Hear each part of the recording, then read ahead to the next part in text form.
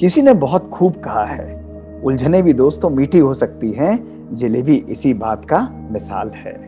ओम शांति, नमस्कार। दोस्तों, बहुत समय पुरानी बात है। एक छोटी सी चिड़िया अपने दो बच्चों के लिए घोंसला बनाने की जगह ढूंढ रही थी।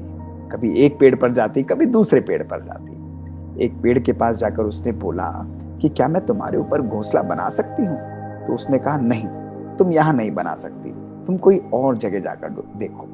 तो वो दूसरे पेड़ के पास गई और दूसरे पेड़ से कहा कि क्या मैं तुम्हारे ऊपर घोंसला बना सकती हूँ? मुझे अपने दो बच्चों के लिए जगह चाहिए।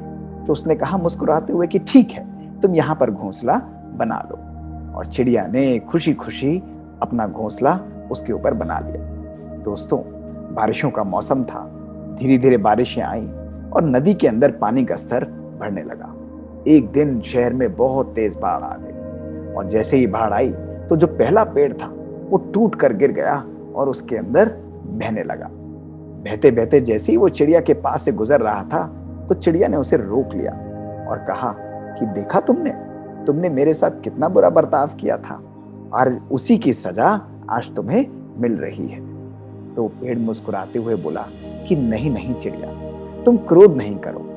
मैं जानता था कि मेरी जड़ें जो हैं वो कमजोर हो चुकी हैं। अब मैं बूढ़ा हो चुका हूं और इस बारिशों के अंदर मैं टिक नहीं पाऊंगा। तुम्हारे सेफ्टी के लिए, सुरक्षा के लिए, तुम्हारे बच्चों की सुरक्षा के लिए मैंने तुम्हें अपने ऊपर घोंसला बनाने के लिए मना किया।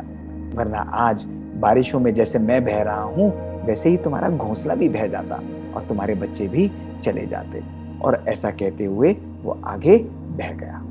चिड़िया की आंखों से दोस्तों दो आंसू आ गए और वो सोच में डूब गई। और जैसे मैंने ये कहानी सुनी तो मेरा मन भी उड़ चला।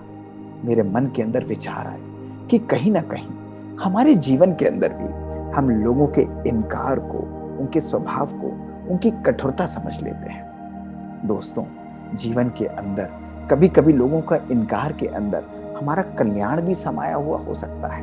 कभी कभी लोग किसी बात के लिए हमको मना करते हैं और वो बात हम अपने मन से लगा लेते हैं, हमको बुरा लग जाता है, हम उनके प्रति नेगेटिव संकल्प लाते हैं।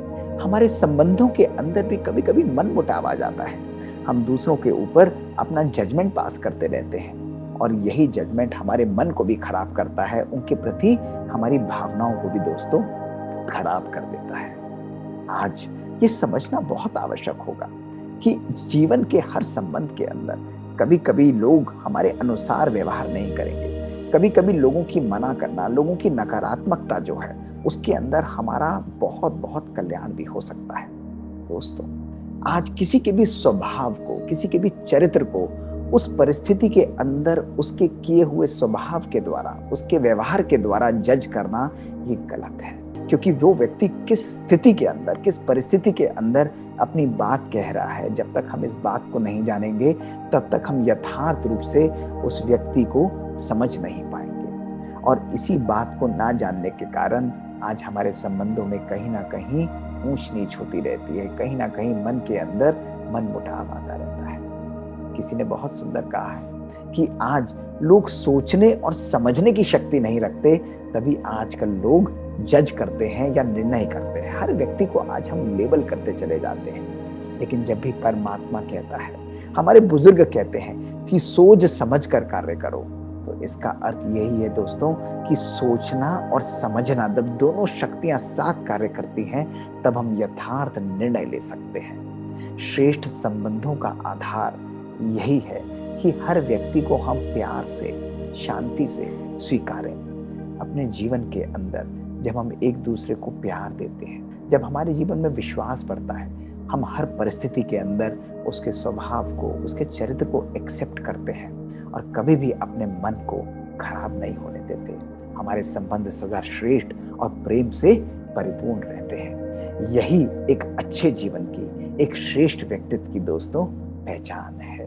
तो चलिए, क्यों नहीं आज से भी हम हर व्यक्ति को जीवन के अंदर स्वीकारें, उसको एक्सेप्ट करें और उसके व्यवहार के प्रति करुणामयी भावना रखें। ओम शांति।